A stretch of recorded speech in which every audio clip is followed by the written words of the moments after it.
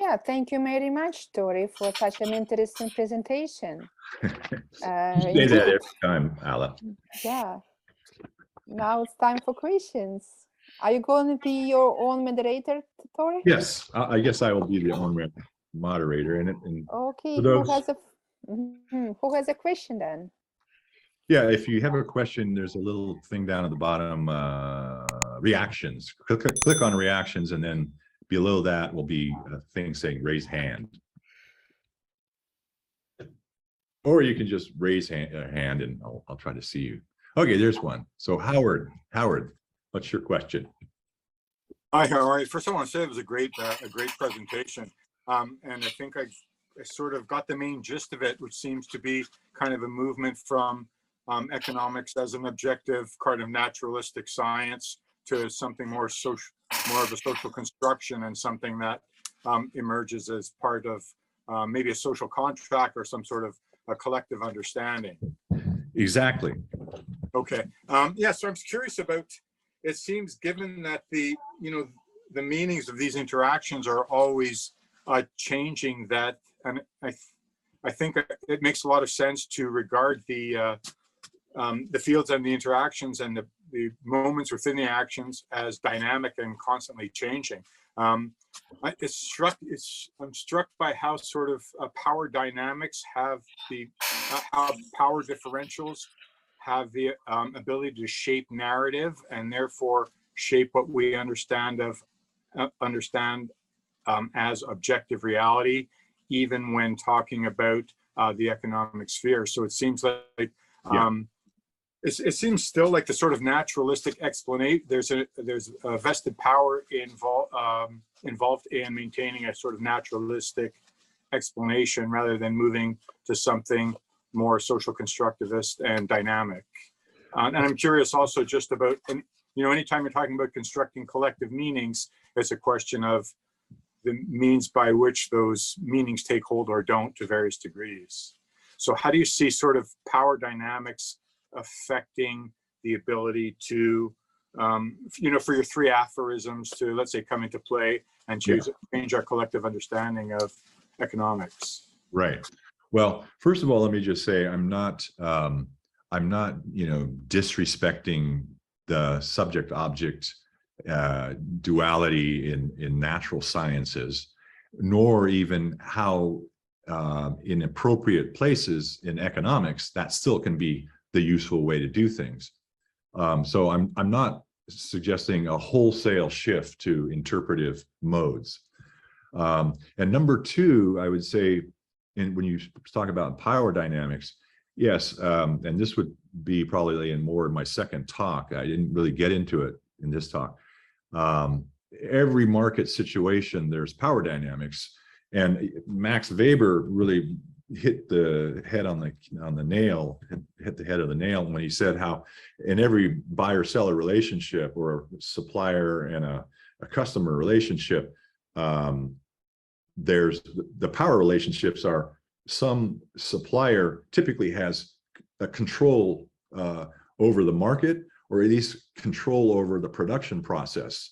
And on the buyer side, there will be one or so customers who have more money than other buyers too. So those are some of the real and power dynamics that will shift the actual physical reality of markets and going forward in time. So I mean, even think of just like the power of a OPEC cartel.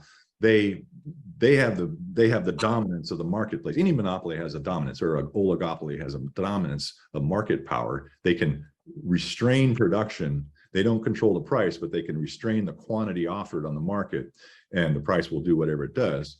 So that's a power relationship. But I would say that, again, the power goes back to the language and the decisions made by the humans. It's not a power that is a thermodynamic sense of power. In other words, that's a different kind of power. That's a physical power. We're talking about political or socially constructive power through language and stating what's going to be possible for determining a price and a quantity in a marketplace. Well, I'm thinking even of just a barter situation where two people are arguing over, what this barrel of apples is worth in a trade. So part of the power emerges from persuasiveness or, discursive power. Exactly. Yeah, I agree with that. Yeah, but it's not natural power or physical power. It's rational. It's really basically rationality. And I would say that money is an extension of the rationality that is given to humans by language and the thinking process that we do when we try to figure, when we do higher order thinking and figuring things out. We model, we speak. Language is, and all kinds of uses of signs, the use of mathematics is a way of rationalizing what we should do. So it's, again, the power is in the semiotics, is in the language, is in the reasoning. It's not in the actual thermodynamic power. Well, sometimes it's brute force too. Right. But I would say also, like you're saying, it's rhetoric. It's who has the persuasive power to convince others of the definition of the situation and what needs to be done in it. That's an important power. So I would put it that way. All right, good. So Sherman has his hand up. Yes, Torrey, I enjoyed your presentation. I just have one thought, and maybe it's a question. Would you say that the problem with the common or the contemporary understanding of money is similar to just living within a Newtonian physical universe, and that we haven't come to grips with quantum physics? Right. So in other words, we still believe in a mechanical universe. They're just give and take in exchange of money for goods, but we have not taken into consideration its indeterministic quality. Yes. Would you say that's true? Yes, absolutely. Absolutely. There's so many, another way of saying indeterminism, even in, well, as you get into, the reductionist mode looks at determinism at the, small level, the atomic level. Well, and then there's the macro view is kind of a, like I said, final and formal determinism.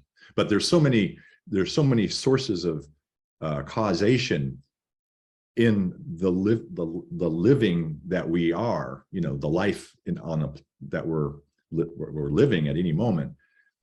There really is an indeterminacy in the way, the universe goes forward. So anyway, I would just, that's I don't know. That's what your question. Yeah. Okay. All right. Thank you. Yeah. So are there other questions? Any Keynesian economists who want to disagree or, I don't know, add anything here? Oh, here, sorry, Rob. Yes, thanks. That was a very smooth presentation, very smoothly delivered. Thank you. Oh, you think? Oh, good. I think, yeah.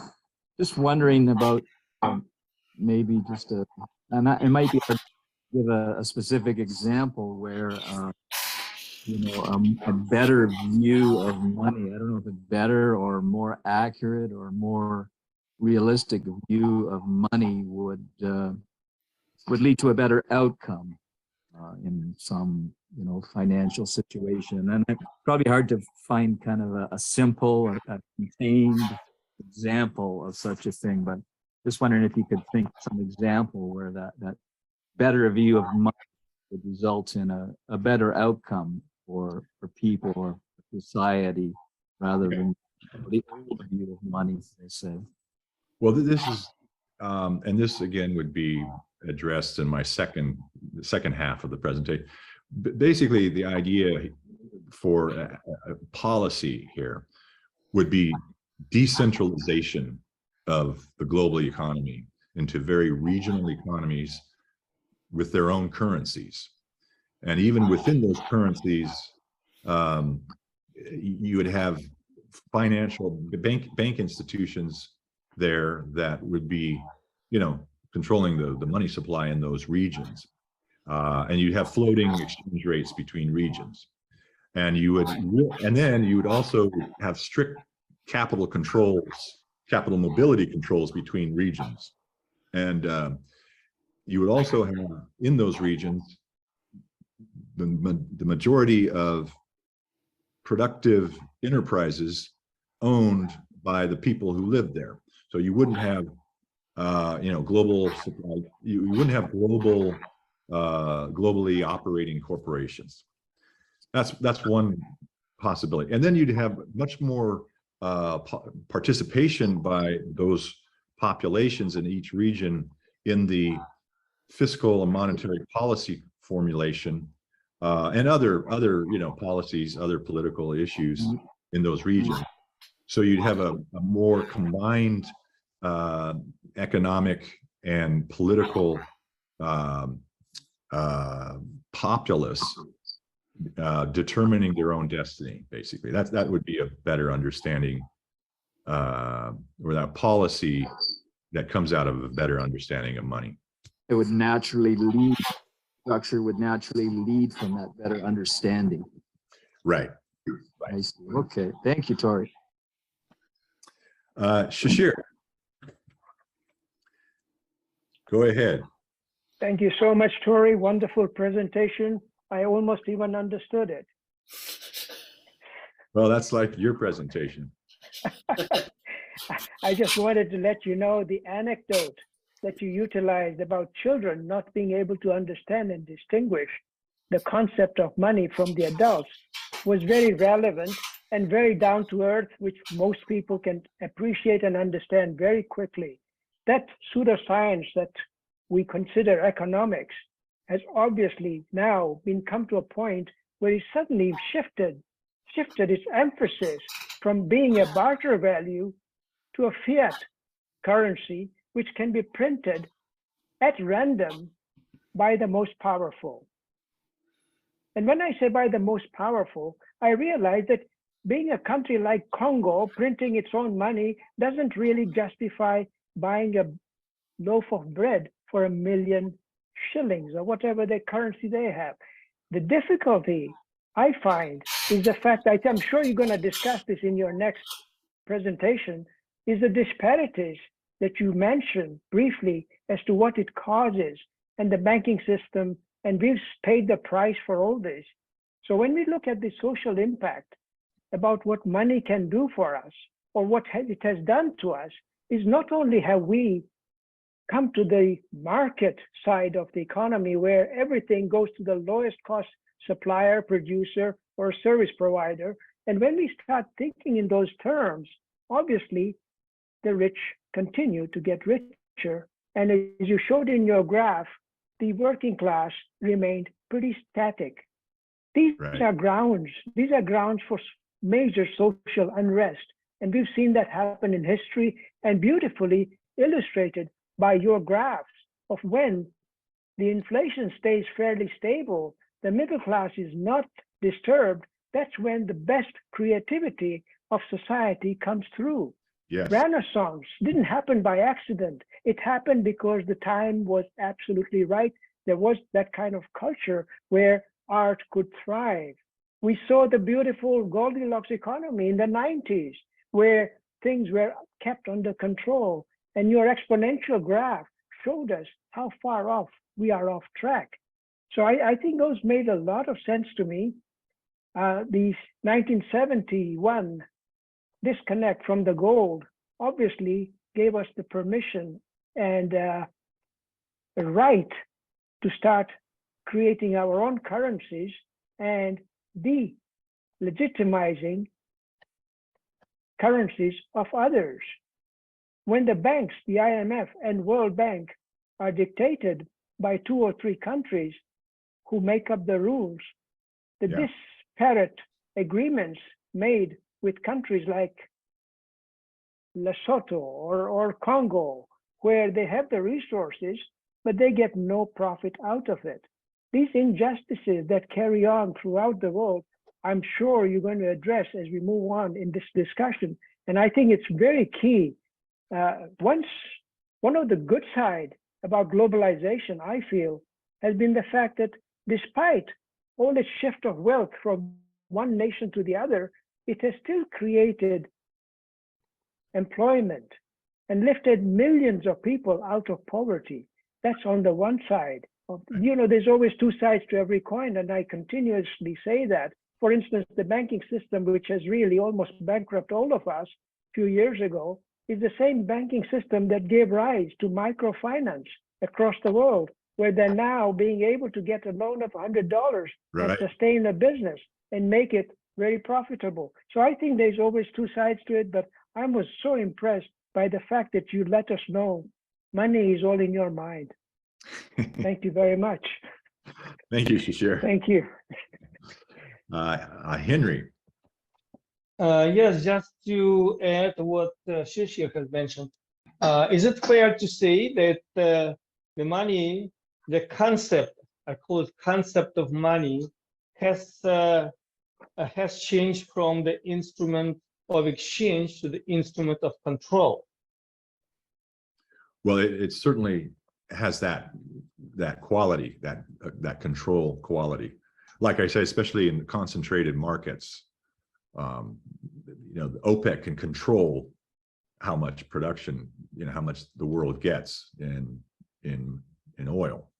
So, and language speaking, and generally, again, the rhetoric you can control another person's impression or sense of what the situation is.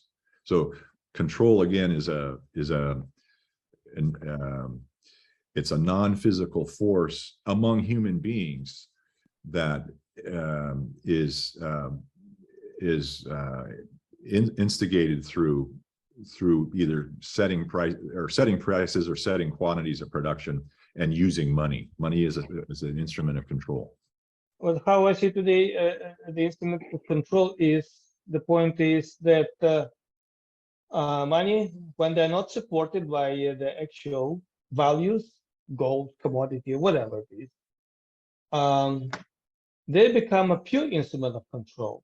And it's not conceptual, it's quite physical, actually. It's real, and it's used everywhere. What was, I didn't catch what you said, though. What I'm saying, money, when they're not supported by the tangible value, commodity, gold, they become a very real instrument of control.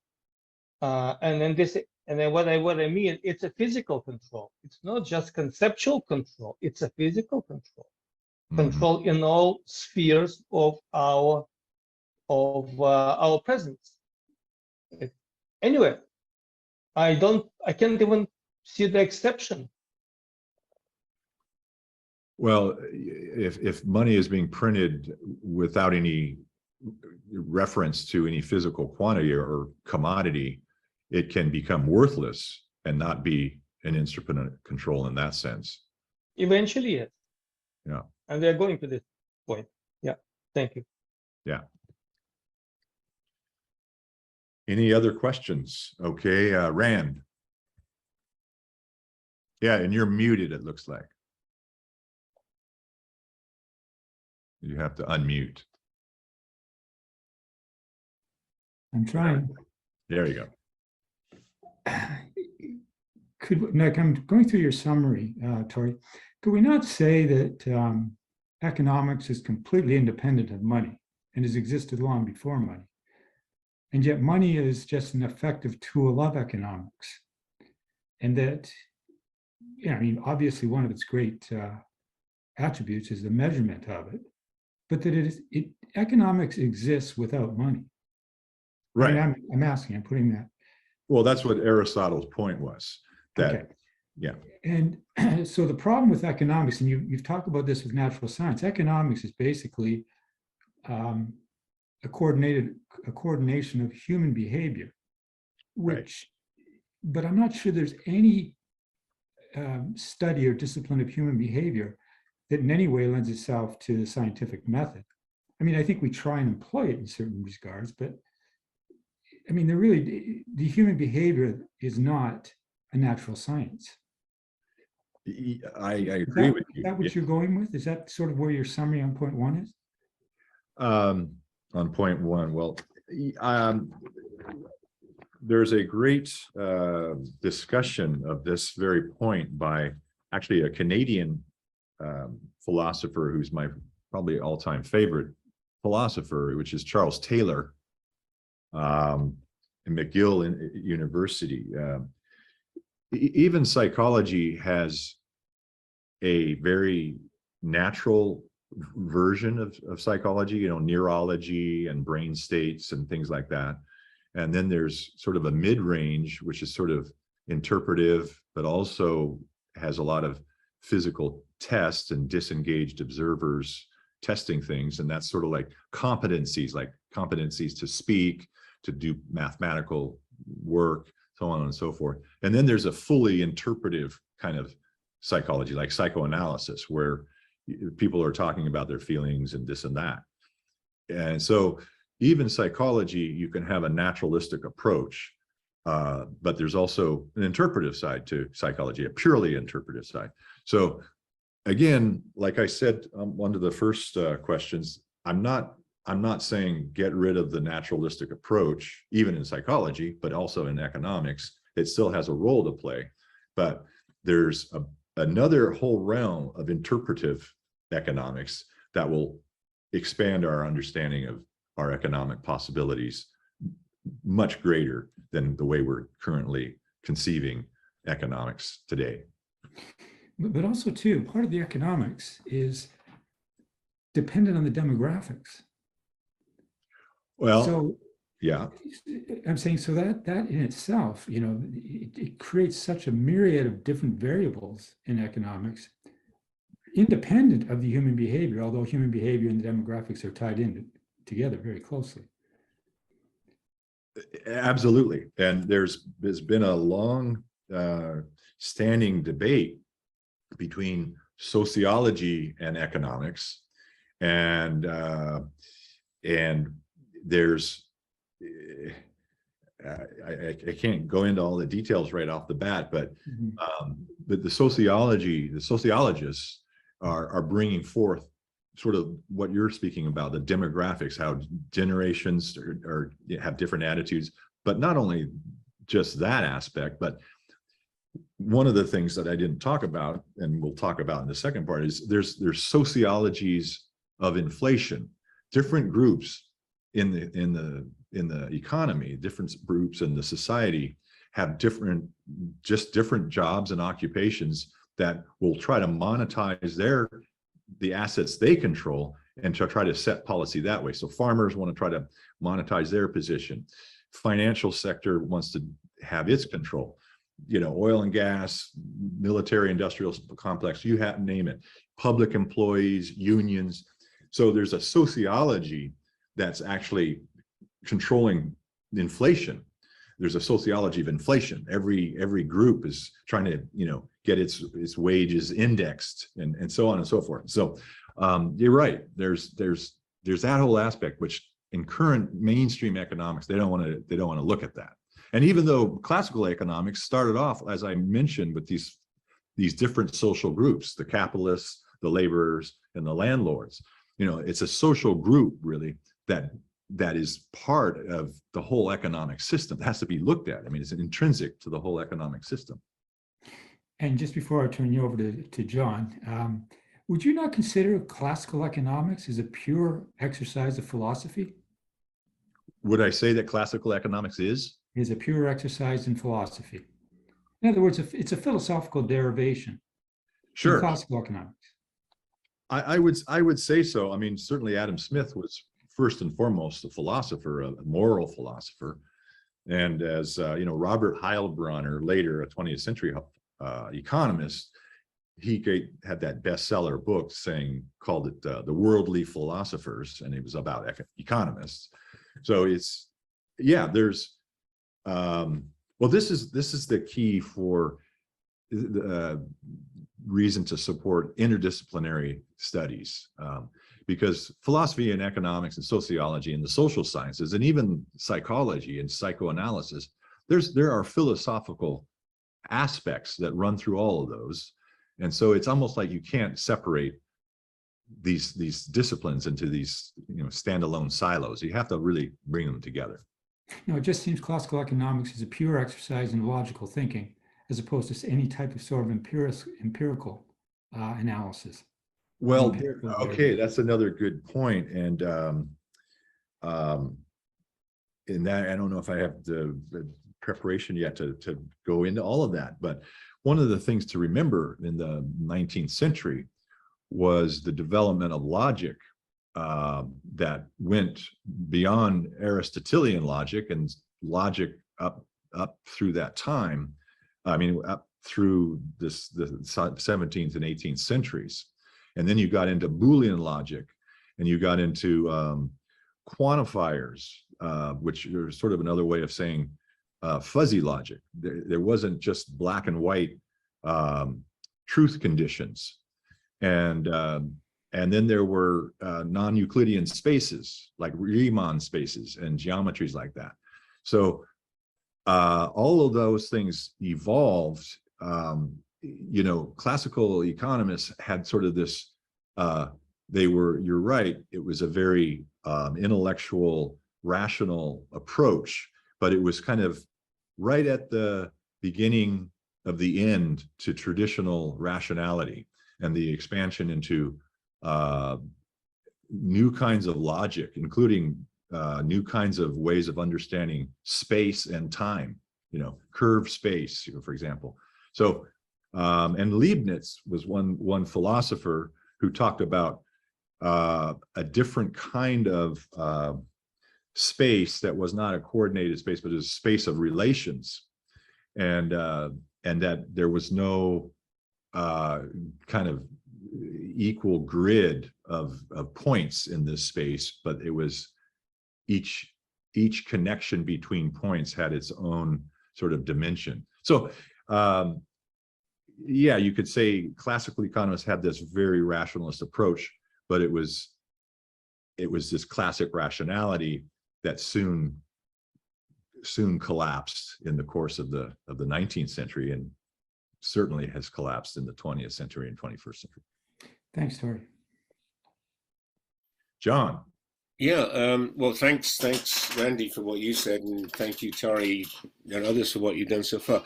I just wanted to mention a few things from the chats, if I may, before we go on to Stella's talk, because people have said some interesting things in the chats, and maybe I'll just get you to react to them, Torrey, to what people says. You talked about how the current system is chaos. Rez has put in the chats, he said, well, the Chinese word or character for chaos is the same thing as opportunity. The same character. So that's something to talk. I'll just go through the other ones. And Shasiya, which he didn't say in his talk, he said, if you want to know the value of money, try borrowing some. I will just remark, you'll respond to that. I just remark, actually, the value of money was nothing then until very recently, because you could borrow for nothing. Apparently now, the value of money is going up. It's not. The interest rate's being manipulated. That you see what I mean?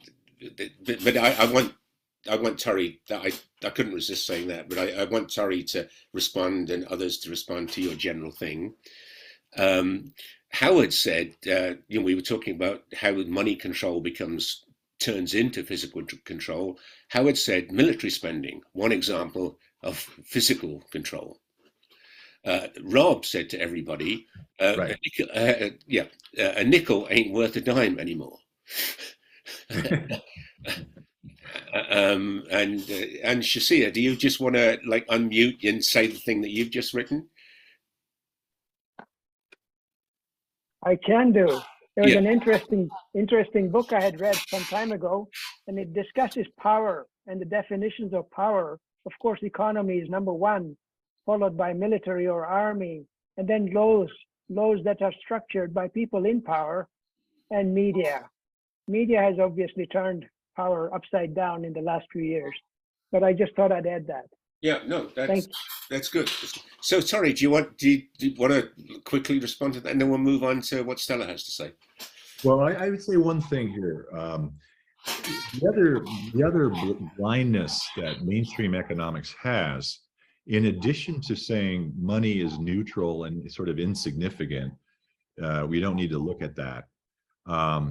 The other side of that, there's an analogous statement that the actual things, quantities of physical things don't matter either.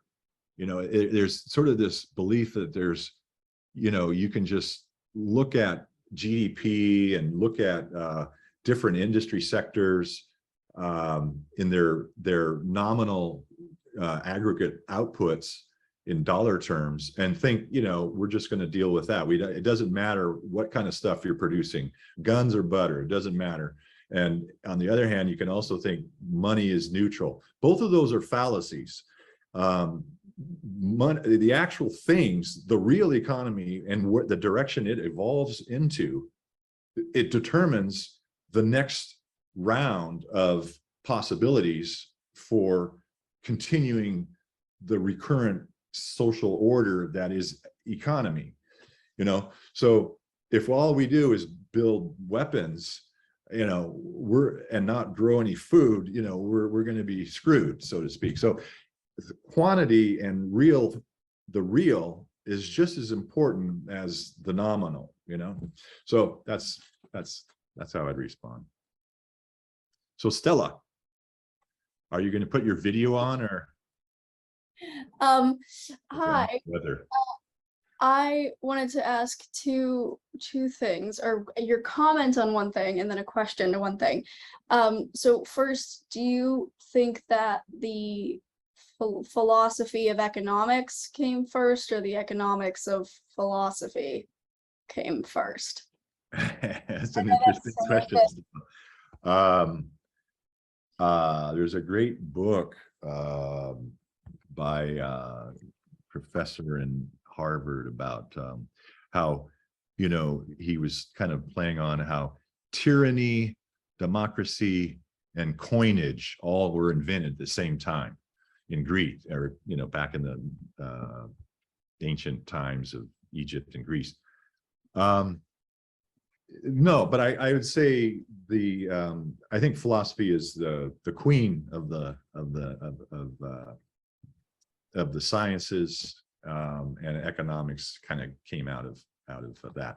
But obviously our material conditions determines our possibilities and our thinking, like Mark said, our consciousness.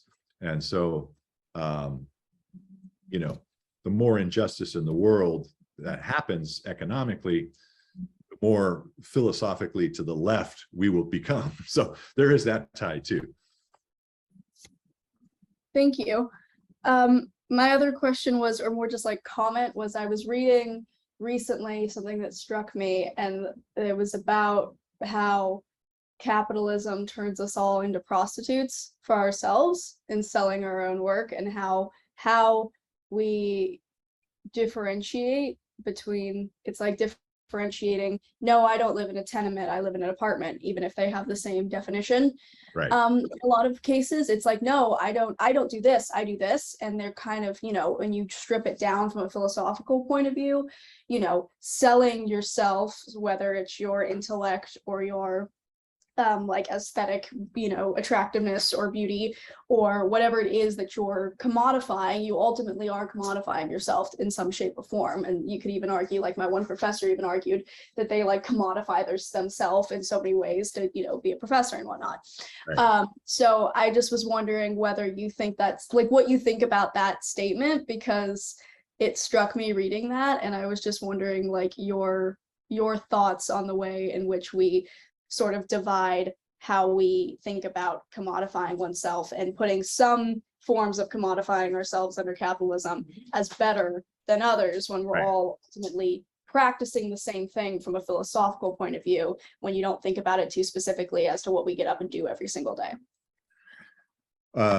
Two things. One is, like I said, in that one of the meanings of Keynes's pithy phrase, monetary production in the economy, to the actor in a money-using society, that actor has to make money to survive, has to be financially solvent.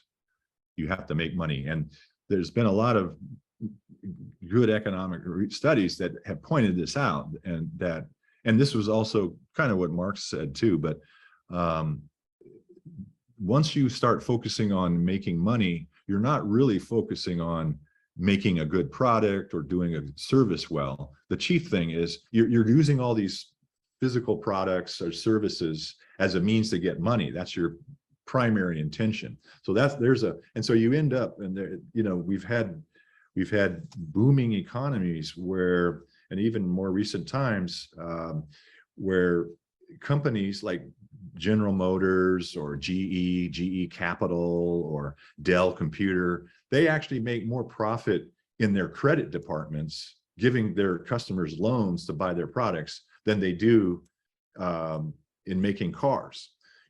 So suddenly the intentionality of actors is focused on making money and not making quality products. You become kind of a mercenary, like you say, a prostitute, and you do those kinds of things. So that's one point. The second point is, this is why I said at the very end, the Heraclitus quote, the depths of the soul is unlimited, no matter how much you look into it. And what that really is saying is, to your point, Stella, that once as people start becoming more aware that all they're just doing is being a mercenary, and then they try to find out what they really want to do, that's a process of introspection and becoming more philosophical, if you will, also becoming more psychologically aware of yourself, self-knowledge, self-examination. So that's why I put that Heraclitus quote, because again, as we evolve in our civilization, hopefully people will start becoming more self-aware, and we've already created a pretty high level of material wealth, not necessarily equally distributed, but it's getting pretty well distributed. Now we don't need to go so much into that wealth anymore, as we can become more and more, look at the higher things in life that we want to do. This is another thing that Aristotle said: after a certain level of wealth, you want to go into philosophy and go into even politics in your community. Those are orders of focus that are outside of economics. Once you've reached an economic, reproducibility of your household, you now have time for these other pursuits. So I would say that too. How about Thank Sherman? you. Yeah. Sherman? Yes, so Torrey, I'd like to ask you then, your opinion, why is there this blindness among many economists? Why is there this lack of insight into the wider nature of human economic activity? Why is there this single-mindedness, almost biased towards quantification? What do you think? Well, that's, I think maybe some of the other economists here could speak to that too, but there was a period right after World War II where mathematics became just the golden solution to all economics problems, and it became kind of there's also, in addition to sociology of inflation, there's a sociology of knowledge, so that in academia, economists PhD students wouldn't become professors unless they touted the party line, and which was mathematics. And so there was sort of this, entrenched ideology that the only real economics was done this way. That's one part of the problem. Would you say it's also institutional, and even in a wider sense, that the economic system that we have binds us to the realities of our lives. And again, we only see the world in strictly quantitative terms. Right. There's certainly that too. There's along, and this was something I would get into in my second presentation, but the mistake of Hume and Kant was primarily, in my opinion, was there too much individuality. They discussed knowledge, the ability to create science and knowledge too much from an individual standpoint. They did not recognize the community speech and the world view that a person would adopt by being born into and growing up in a community that saw things a certain way.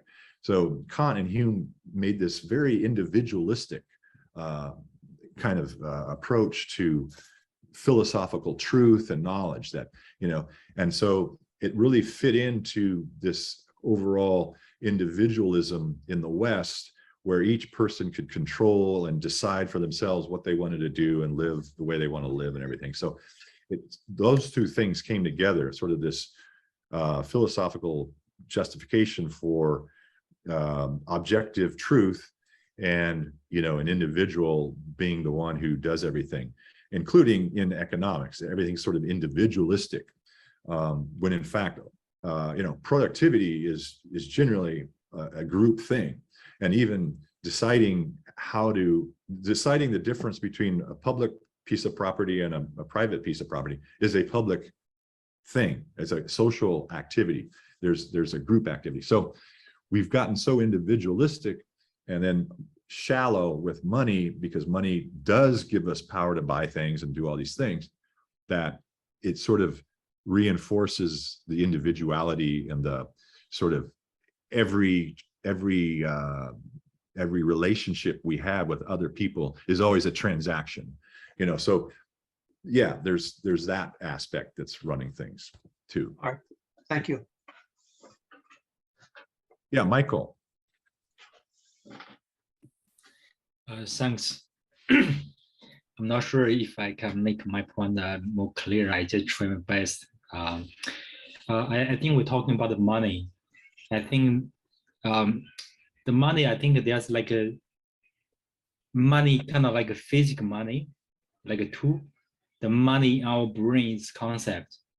And also there's a relationship between the money and the money. So that's why we can see the money, physical money, there are a lot of evolution from like in a different form, now maybe digital. So I think just because the alienation, the process, the money, physical money, they impact our concept, the money in our brain, and our brain money is also impact the physical money. So I think when we talk the money, I think that there are different kind of like money we are talking. We need to specify which money we talk. If we talk the two, I don't think they have changed things. If we talk kind of like money in brain, they really metaphysics because human being involved, and the relationship impact each other. So this is one area I want to clarify. The second thing that I want to point the power, because power is kind of like a nature law, So in the society, I think that we have value, kind of like money has value, people has value, but once the value plus the belief system, the value is part of power. So that the power can drive the money, bring all of different outcome. It's not based on kind of like a money output, it's based on the power, willpower outcome. It's kind of like a human being's willpower, try to use it, kind of like a dynamic involved together to try to bring the money into part of like the process of like a willpower things. So I think this is kind of like two layers thing. One is kind of like the money, we talk money like a GDP, whatever. It's really physical things, the data thing. There are no any kind of metaphysics thing. But when we talk the money involve the human being, like social society, everything, because society was society. Society is concept. It's all the human beings work together. So it's a human being behavior involved the process with two. So that means two is part of like a metaphysics, because they are alienation process. And also our human being also part of like the tools, because they impact our behaviors. So that means when we think of the money, the human being is not human, it's a kind of money. So when we talk about the productivity, they think we can save the time, but they never have time to take rest, because the human being, they only think of productivity. When we think of the productivity, we are already productivity. So we are the being productivity. They never have time to take rest. So these kind of process, they make together, I think, different layers. So we couldn't say it's money drive the things.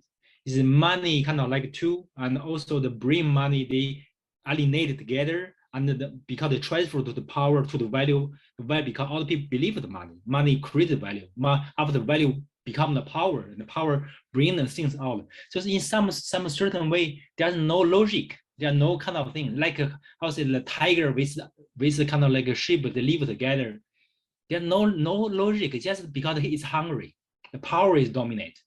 So that's all the value kind of like a fairness, whatever, doesn't exist because it's power, it's willpower talk. So I think that's kind of like yeah, I think it's this kind of like logic is more dominant, like central mainstream.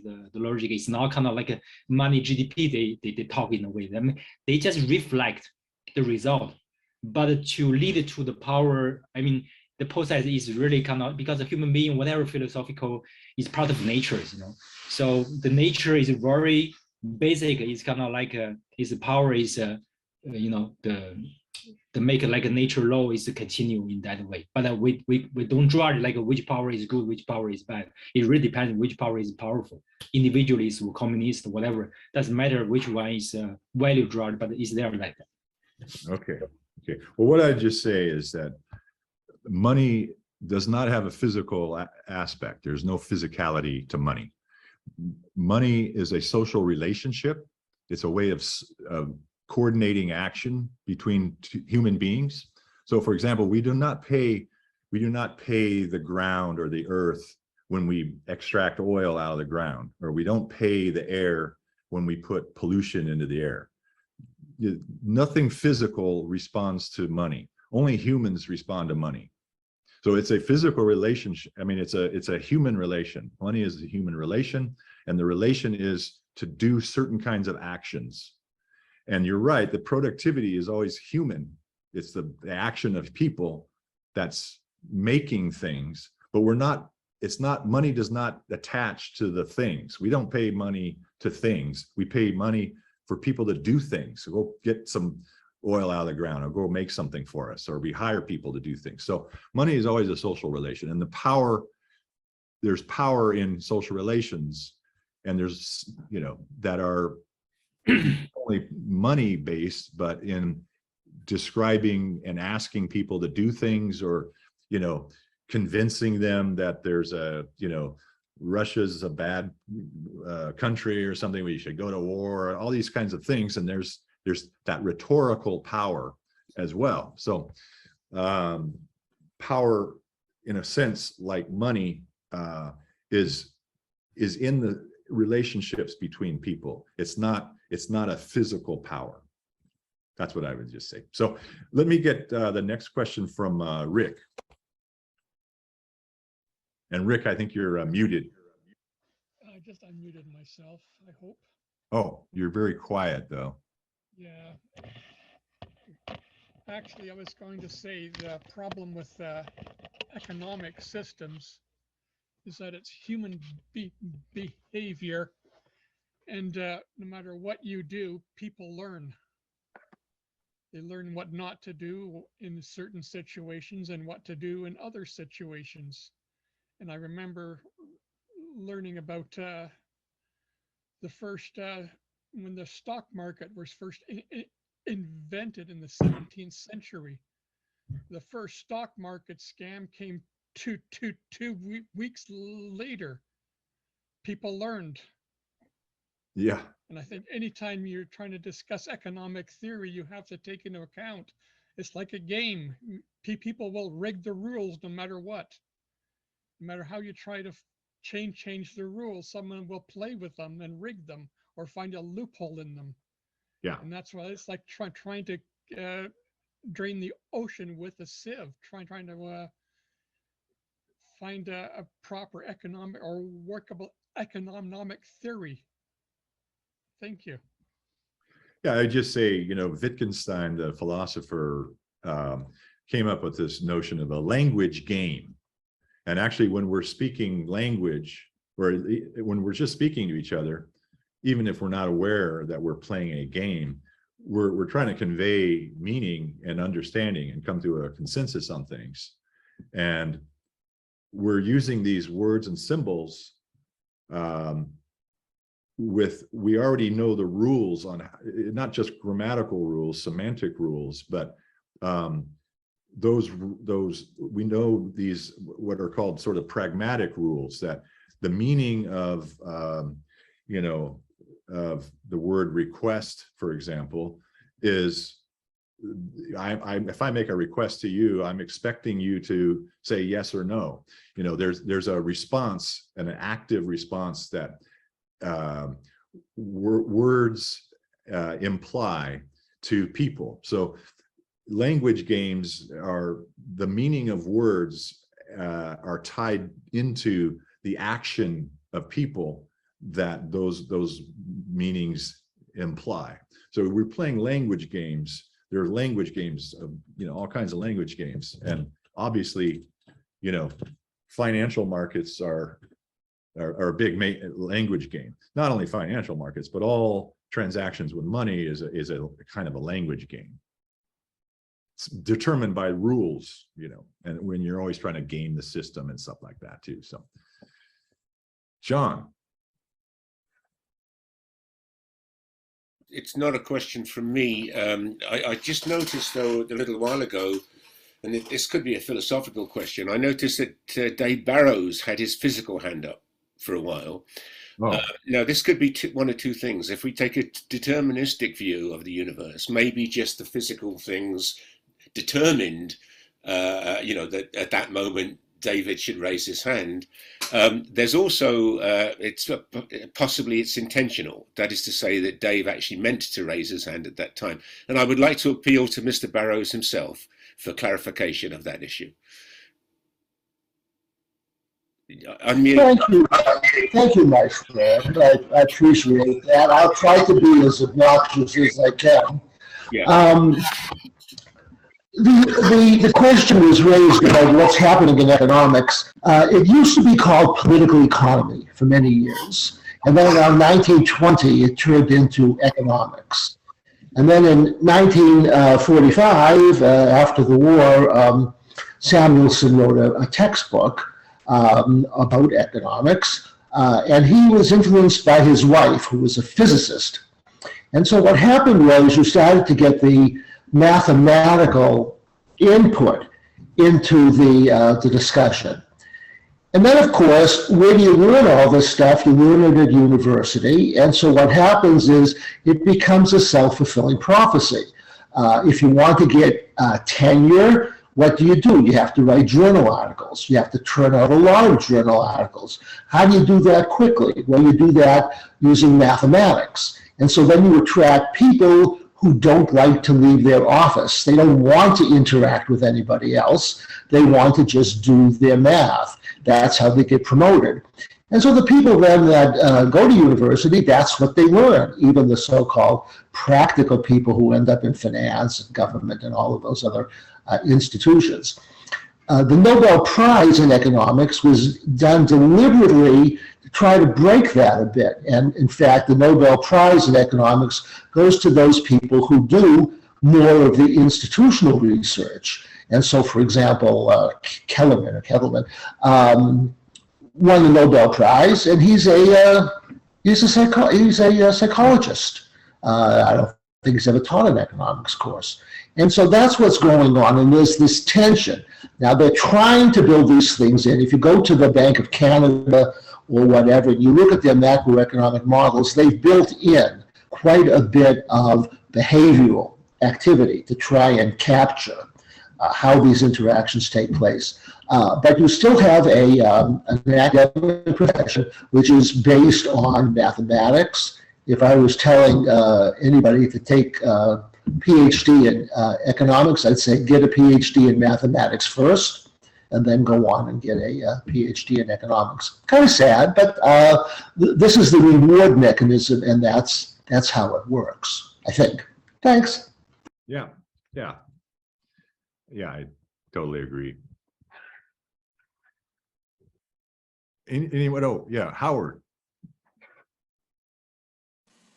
I was thinking about what Stella was saying about prostitution and commodification of self, and sort of language games and linguistic meaning. So, I mean, some of that commodification, I think, can be informed by theories of alienated labor, and to what extent our economic activity is integrated or not into the, the other aspects of our lives, and how the wholeness of our lives, and whether we see our labor as detached from our philosophies, or detached from our personal relationships, or detached from our relationship with nature. So, I mean, we may all be, if, as Kane said, we all have to make money. I guess some of us have more or less opportunities to make monies in ways that are less self-abnegating or something, so I'm thinking about the role that economic activity plays in our everyday lives, and it plays different roles for different people depending on necessity, or depending on choice, whether it's a culturally determined choice. But for some people, economic activity, especially, I guess, in situations where people are struggling for subsistence, or struggling to get by, economic concerns play a larger role in our lives. And so, I mean, there's all this kind of, we talk about sort of linguistic negotiation, and economics being a system of collective meaning making. And I think in some ways Stella's question reminds me that it's negotiated activity, but it's very, very real for a lot of people in very kind of physical, physical and immediate and destructive or painful ways, whether it's, access to healthcare, or getting enough to eat, et cetera, et cetera. So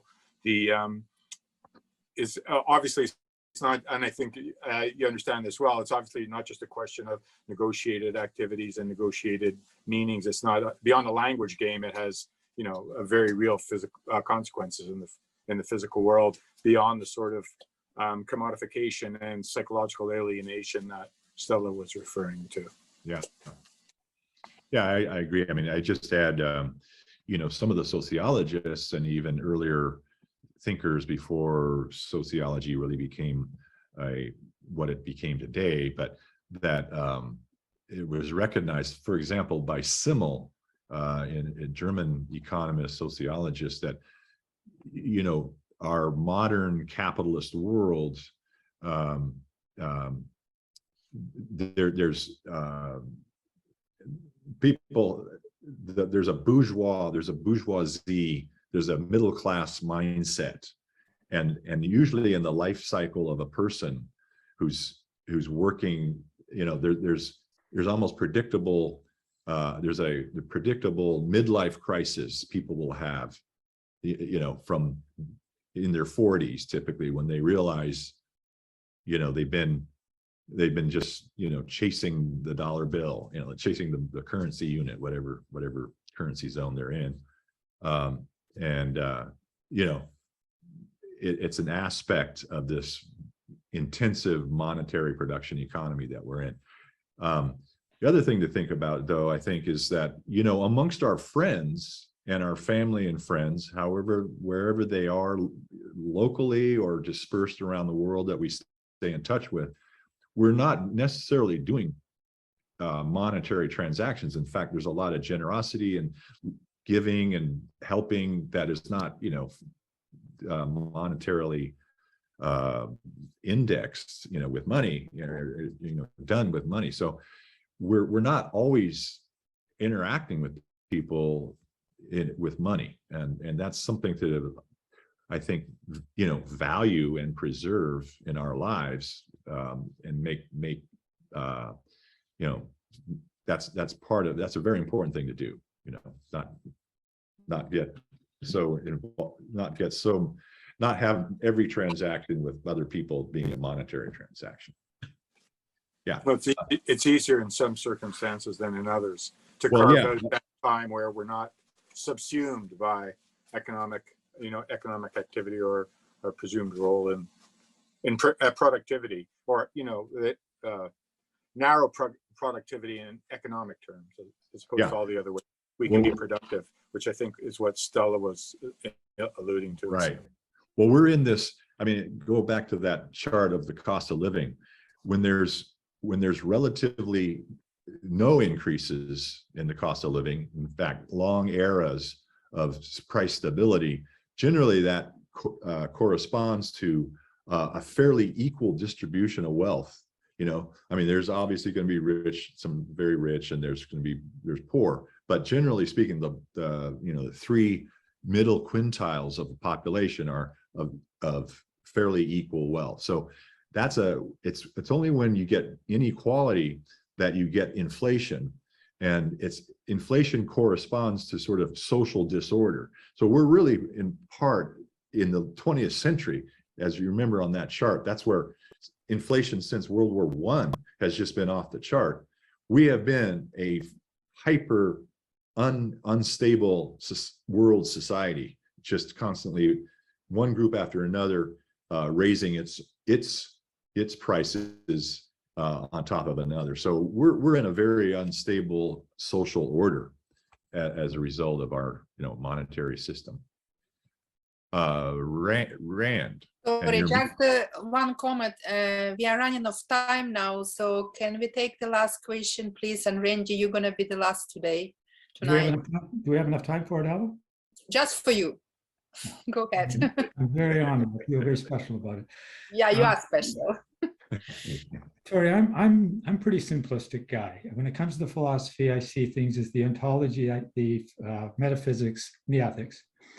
So as I see it, money would be, the ontological aspects of money would be the same in just about any culture. And by the way, this is a question. The metaphysics, though, might change from culture to culture.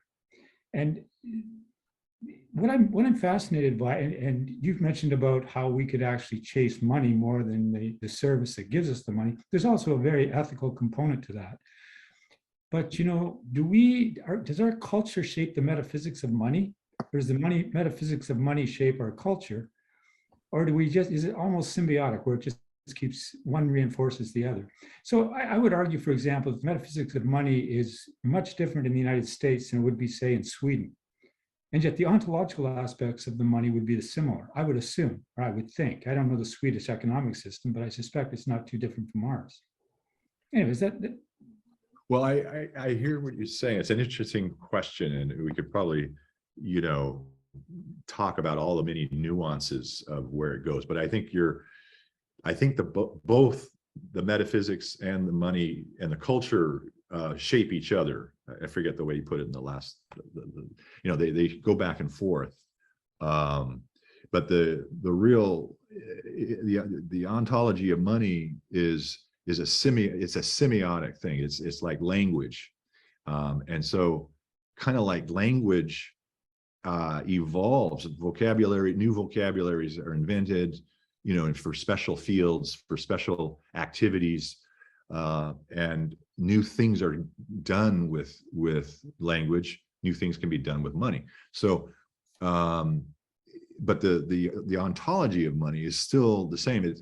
There's values in a culture about how much you might use for money, and so that would be affecting the ontology. But affecting the use of it. But the ontology itself stays essentially this, observer dependent kind of thing. But it's an interesting question. Just like language develops new vocabularies, a monetary production economy develops new kinds of, for example, products and services. Just think about the entertainment industry or the music industry. 100 years ago, there was nothing like there is today. So in a sense, this is the power of this particular symbol, this sign that we use, money, to create these whole new sort of lifestyles. So, but when you look at when you look at money compared to just about any other tangible object, the only real difference is that money is ubiquitous. It can give you any of those tangible objects, whereas a specific tangible object, which is really the essence of wealth. Money is not wealth, it's what money can buy. The essence of wealth are the objects. The thing about money is it allows you to have any of those objects, as opposed to a specific. But remember, it allows you to have them only from somebody else. You know, it's a social relation. Right. It's not like you buy, you know, stuff at the store and give the money directly to the thing. You're giving it to the retailer, you know. So it's a social relation. Anyways, thank you, Torrey. I really enjoyed it. Thank you, Randy. Thank you, Torrey. And I would like to use Howard's message, which I did really love. Thanks, Torrey. Very thoughtful and provocative presentation. Very much looking forward to part 2. And yes, so really a big hit today. And I just want to say that next month we're going to meet November 22nd, and Tom Munch will be talking about governance and local government in Ontario. And thanks everyone for being with us, and see you next time. Yeah, thank you all too. I really enjoyed this.